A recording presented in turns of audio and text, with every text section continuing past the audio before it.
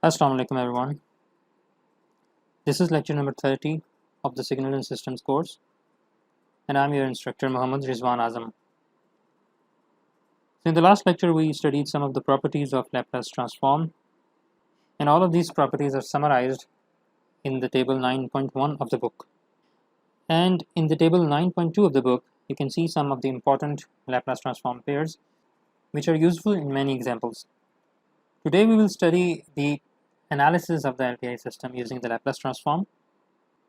So in the last lecture we studied the convolution property, which stated that the output of the system can be described by multiplying the input with the Laplace of the impulse response of the system.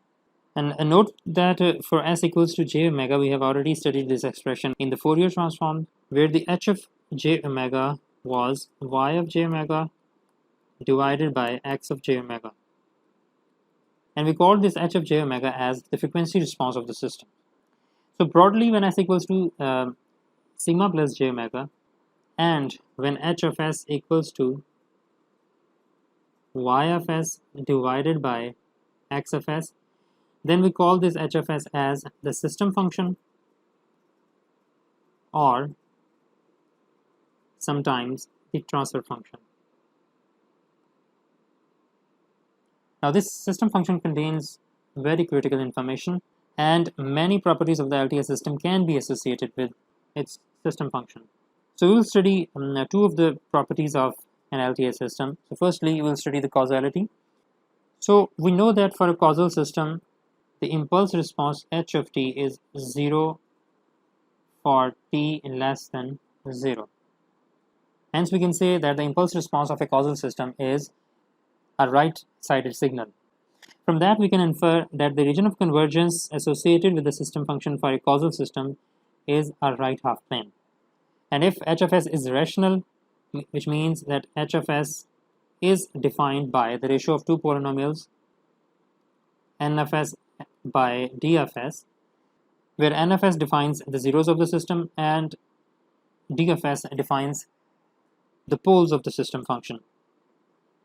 Then for this kind of systems, causality of the system is equivalent to the region of convergence being the right half plane to the right of the rightmost pole. What does that mean? That if we have, let's suppose, two poles of some system of the system function, then for a causal system the region of convergence will be to the right of the rightmost pole. We have to note that in general the converse of this statement is not true. That if we have a right half plane ROC, then it does not mean that the system is causal. However, if we have a rational system function, then we can check the causality of the system just by checking the region of convergence. If it is to the right of the rightmost pole, then we can say that the system associated with this system function is causal. So let's do some examples. Firstly, we will consider an impulse response h of t which is equal to e raised to the power minus t u of t, and from this expression we can see that the impulse response is 0 for time less than 0. So we can directly say that this system is causal. We can also verify this result by finding the system function, which is the Laplace of this impulse response. So the system function will be just the Laplace transform, which is, in this case we already know that it will be just 1 over s plus 1, and the region of convergence will be real of s will be greater than minus 1. As the system function is rational, so we can just see at the region of convergence, we can see that this region of convergence is to the right of the rightmost pole. We have only one pole. Then we can say that this system is causal. Similarly, if we have another impulse response h of t equals to e raised to power minus t mod, then we know from the previous example 9.7 that this function was kind of this, and we can see from here that h of t is not 0 for a time less than 0. So it means that this system is not causal. and we can also verify from the 9.7 example we had h of s equals to minus 2 divided by s square minus 1, and the region of convergence was defined between plus 1 and minus 1. So we can see from here that the region of convergence is between these two poles, and we can see that the region of convergence is not at this side. So it is verified that this system is not causal. And so far we have considered the rational transfer functions or system functions. So let's consider another system function which is not rational, e raised to the power st divided by s plus 1, and the region of convergence is defined as real of s is greater than minus 1. If we see at this ROC, we can see that ROC is actually towards the right of the rightmost pole, but as this system function is not rational, so we cannot jump into conclusion yet. We have to find h of t, and from that we will verify that if this system is causal or not. Actually, this is just s, there's no t. And we can find the inverse Laplace transform of h of s to find the impulse response. So firstly, we will use the same Laplace transform pair, e raised to the power minus t u of t, and its Laplace transform is 1 over s plus 1. Now to account for e raised to the power s, we can apply the time shifting property, and we know that e raised to the power t plus 1, shifting the time here, will multiply e raised to the power s there. Similarly, u of t plus 1 will give us e raised to the power s and the previous Laplace transform, which was s plus 1. Hence, so this is the Laplace inverse of h of s, which means that this is h of t. So from here we can see that this h of t is actually defined for t from 0 to 1. So h of t is actually not 0 for t less than 0. So it means that by looking at the impulse response, we can say that this system is not causal. So hence we have seen that the causality implies that a region of convergence is right to the right of rightmost pole, but the converse is not true. That if we have the region of convergence of this kind, that we cannot say that the system is causal unless the system function is rational. And in the similar way, we can draw some conclusions about the anticausal systems. So the system is anticausal when h of t is 0 for time greater than 0. So this system will be anticausal. And analogous to the previous discussion, we can say that the h of t is a left-sided signal, and the corresponding h of s, this system function for this system will have the region of convergence to the left of the leftmost pole. And if h of s is a rational function, then we can find the causality of the system by just looking at the ROC. Now let's move to the second most important property of a system, which is the stability. We have already seen in the Fourier transform that stability of a system was defined if its impulse response was absolutely integrable. What I mean by this is that h of t was finite. And we already know that the Fourier transform of a signal equals its Laplace transform when s equals to j omega. So we can say that an LTI system is stable if and only if the region of convergence of its system function h of s includes the entire j omega axis. So if any region of convergence includes this whole j omega axis, either from this side or either from the other side, then we will say that this system is stable. So let's explore this property a little further by considering an example. We have been given a system function of some LTI system, so we are not given with the region of convergence. So which means that this system function can be associated with more than one impulse responses. So if we have some information about the causality of the system or stability of the system, then we can identify the region of convergence of the system.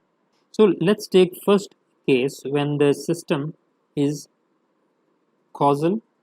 From there we can define the region of convergence because we know that for a causal system the region of convergence will be right to the rightmost pole, because this is now a rational function, so we can easily say that the region of convergence will be to the right of the rightmost pole. So if we draw the pole zero map, we can see that there is a 0 here at 1, there is a pole here at 2, and then there is a pole at -1. So we can easily say that the region of convergence is to the right of the rightmost pole, which means that the region of convergence will be real fs greater than 2. So to find the associated impulse response,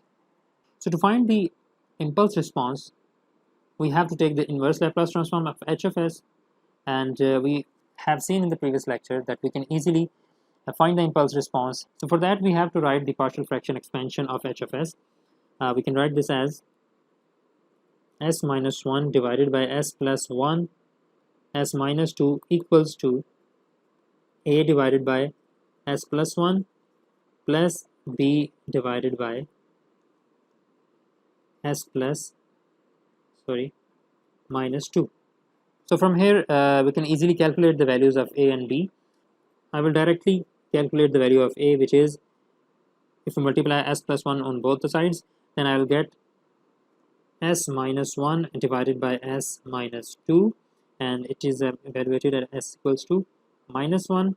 And if we put minus 1 here, we will get 2 by 3. And similarly we can find b from here easily. If we multiply s minus 2 on both of the sides, then b will be equal to s minus 1 divided by s plus 1 and evaluated at s equals to 2. And if we put s equals to 2, then we will get b equals to 1 by 3.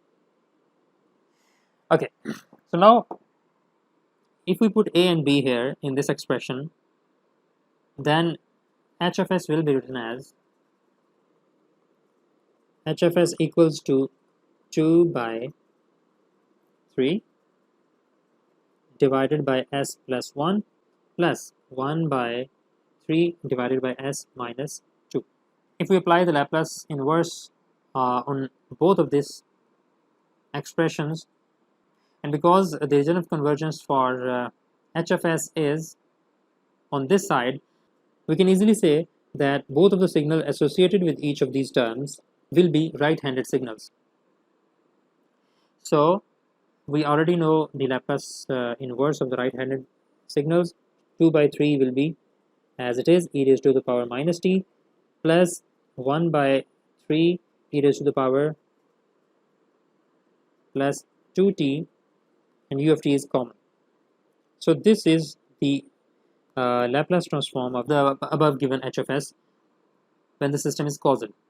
So from this region of convergence, if we want to evaluate if the system is stable or not, we have to check whether the ROC is crossing by the j omega axis or not.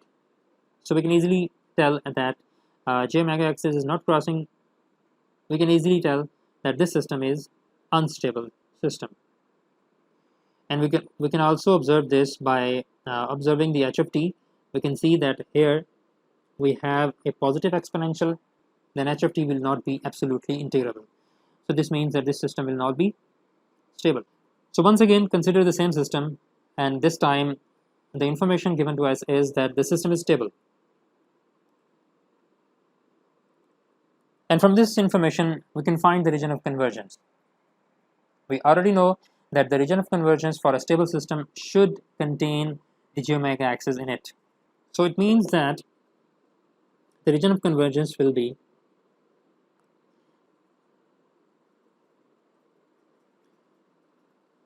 in between these two poles, so that the j omega axis is contained in the region of convergence.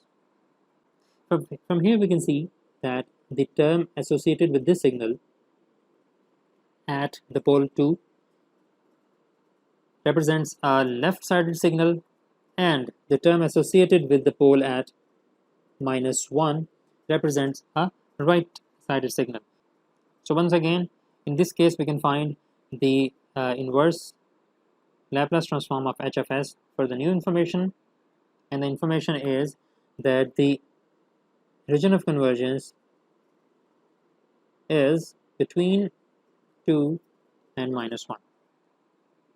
So now h of t will be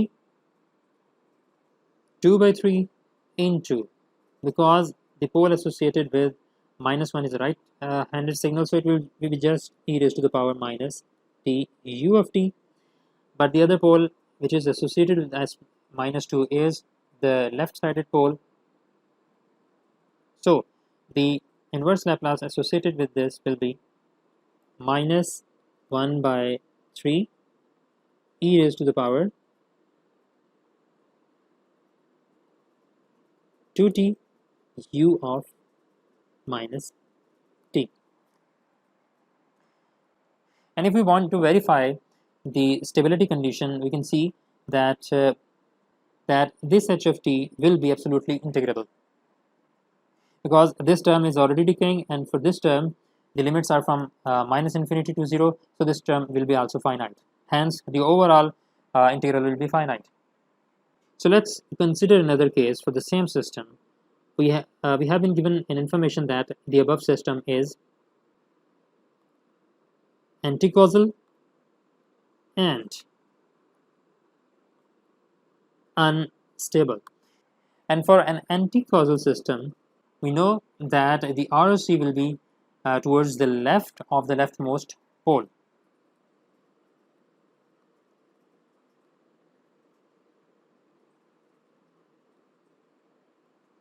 And from this information, we can tell that j omega axis will not be contained in the Rlc. So what does that mean? That now the Rlc will be, let's again redraw the pole 0 map. This is at 2, this is 1, and this is at -1. So first of all, from the anticausal property, we can tell that this is the Rlc of h of s, and it also satisfies the second property as well.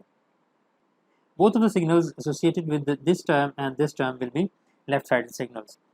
I will write the h of s again, which was 2 by 3 divided by s plus 1 and 1 by 3 divided by s minus 2. So now we know that the region of convergence will be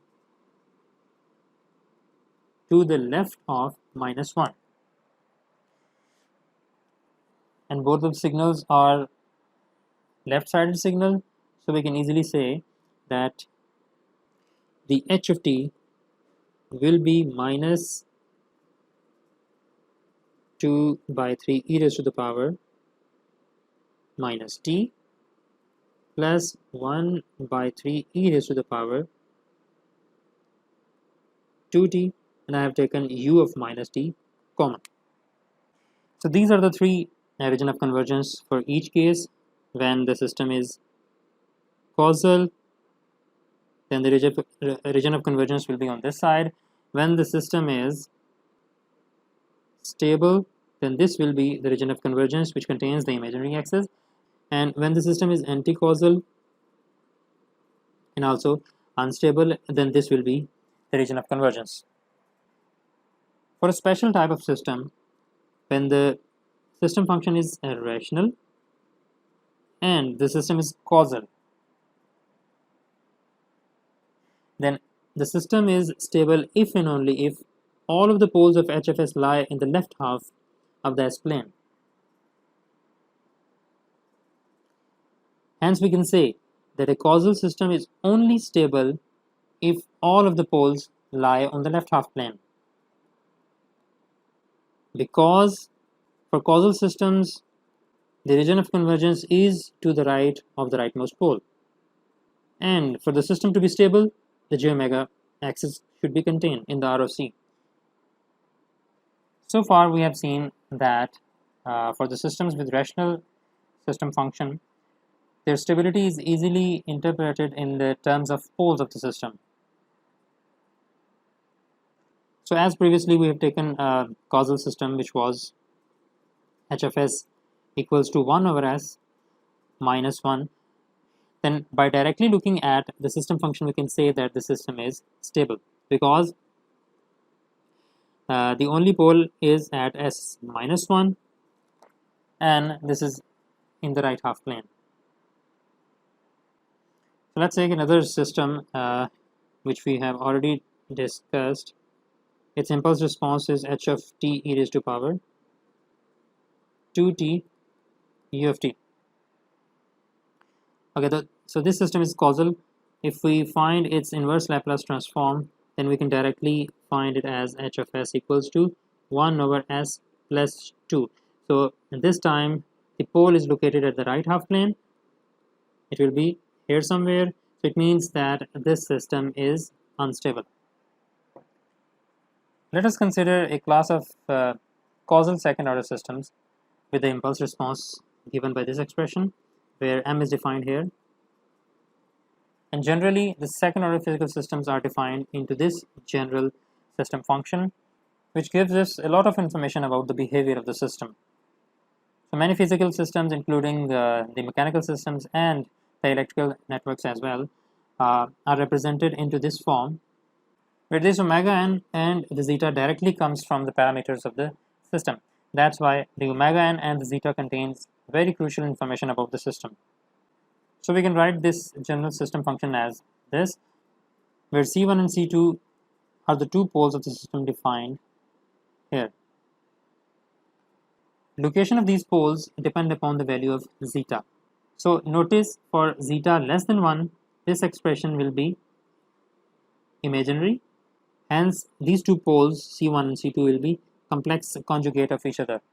And similarly, if zeta is greater than 1, we can see that both of the poles C1 and C2 will be real. Let us consider a case where zeta is less than 0. We can see from here that the real part of the two poles will become positive. So what does that mean? Now the poles will be on this side. So it means that because this is a causal system, so now the region of convergence will be on this side, and we can see from here that j omega axis is not contained in the region of convergence. That's why now the system becomes unstable. And this fact is also evident from directly looking at the impulse response. So it is evident from the expression of h of t, the impulse response, that when the real parts of C1 and C2 are positive, each of this term grows exponentially and h of t will not be absolutely integrable, and that's why the system becomes unstable. The next topic of discussion is the LTI systems, which can be characterized by a linear constant coefficient differential equation. We have already seen this topic in the Fourier transform topic, and also you have studied this topic in your circuit analysis course as well. So as we saw in the Fourier transform topic, that if we can characterize an LTI system by the linear constant coefficient differential equations, then we can directly obtain the system functions from this differential equation. So as an example, let's consider an LTI system for which the relation between input and output is described by this differential equation. So we can find the system function by taking the Laplace transform of this equation. So if we take the Laplace transform of this equation and also apply the linearity property and the differentiation property of the Laplace transform, then we can write this expression as, we know that in the time domain, if we take the derivative in the frequency domain, it will be multiplied with s. And y of s is the Laplace transform of y of t, plus that will be simply y of s equals to x of s. From here we can take y of s common,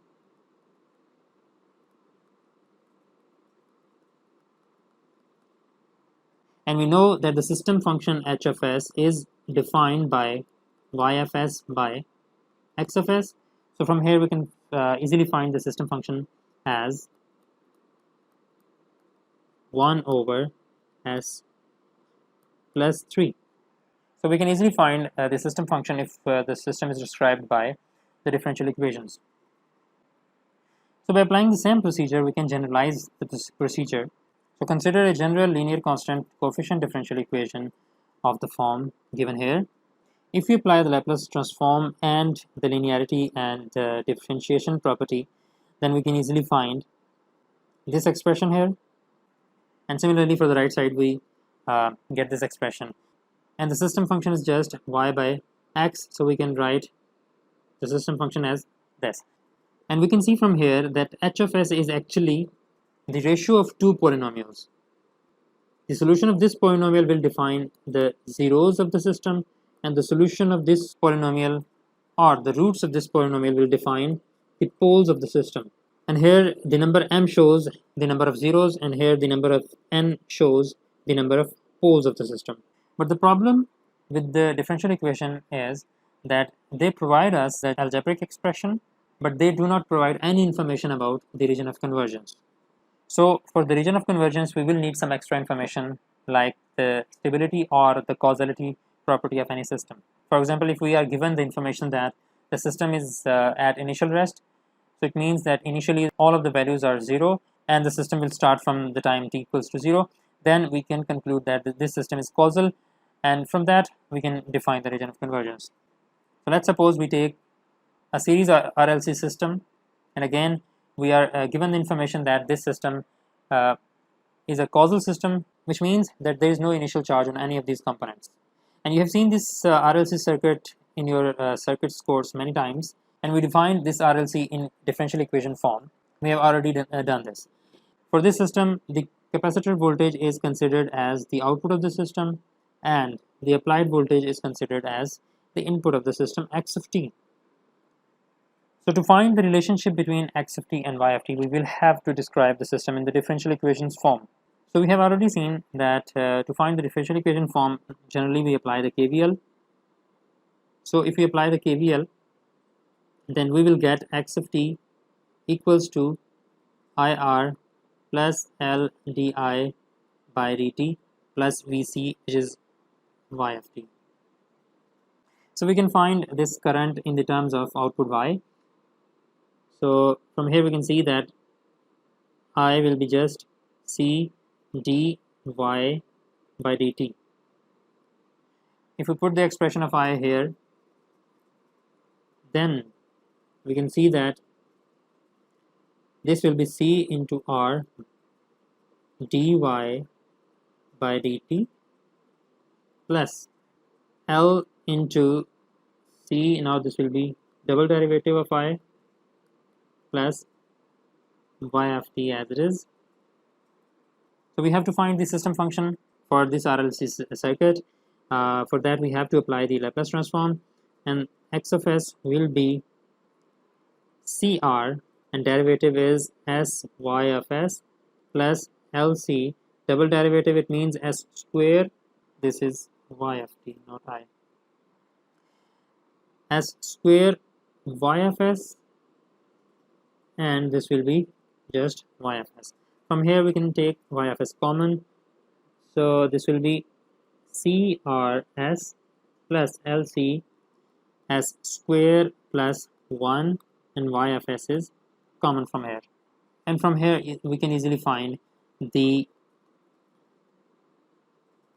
h of s, which is ys by x of s, and the expression for h of s is given here. From here we can see that this h of s is a second order system, and we can write this second order system into the general form we studied earlier. And of course this second order system will have two poles, and if the R, L and C, all of the values are taken as positive, then the real part of those poles will be negative, and hence the system will be stable. So far we have seen that the system properties such as causality and stability are directly related to the system function and its characteristics. So in the next example we will see that some other properties of the Laplace transform can also relate the behavior of the system with the system function. So let's take an example where the input and the output expressions are given. So x of t, so it's an example 9.25 of your book.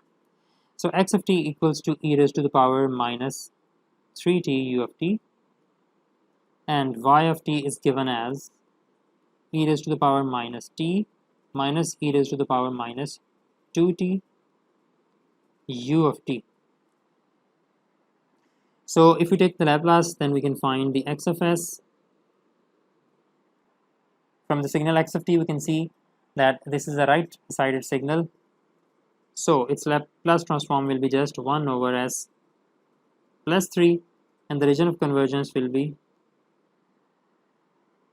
greater than minus 3. So similarly, we can find the Laplace inverse of y of t, and this will be just 1 over s plus 1 multiplied by s plus 2. And the region of convergence will be to the right of the rightmost pole. So here the region of convergence will be real fs should be greater than minus 1. So from here we can find the expression for the system function, which is just y of s divided by x of s. So h of s will be s plus 3 divided by s plus 1 s plus 2.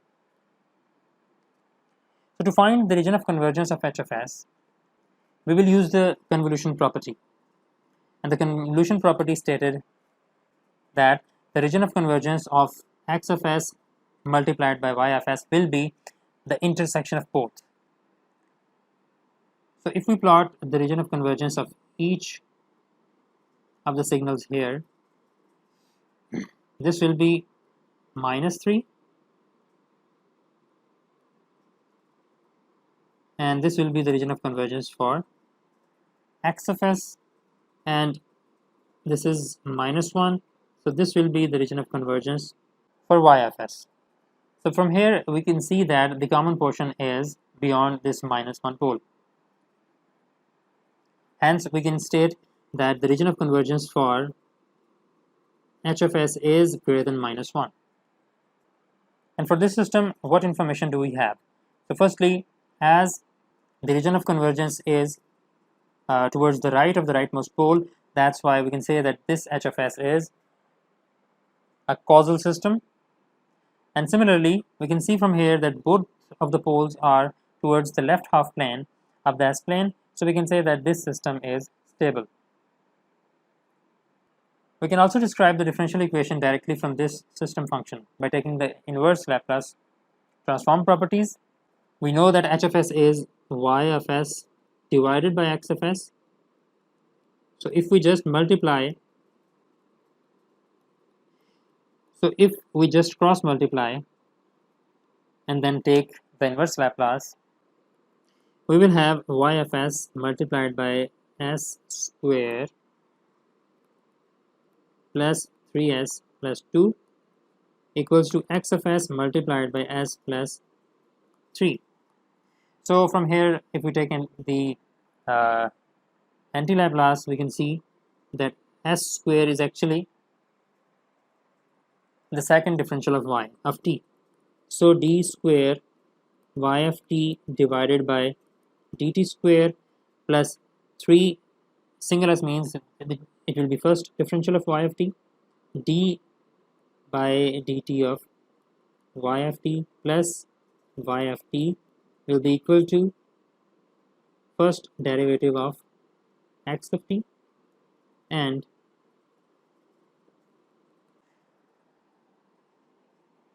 so now we have converted back the system function to the differential equations. Similarly, we can use some more properties of the Laplace transform to describe the system and its region of convergence as well. So in this lecture, we have discussed that the Laplace transform can be used for the analysis of LTI systems, and many properties of the LTI systems can be directly associated with the poles location of the system function. And also for any LTI system, if we can describe the input and output relationship into a differential equation form, then from here we can easily find the system function, and again from that system function we can characterize the LTI system. So this ends the chapter number 9 here, and probably the course as well. So that's all from my side. Allah Hafiz.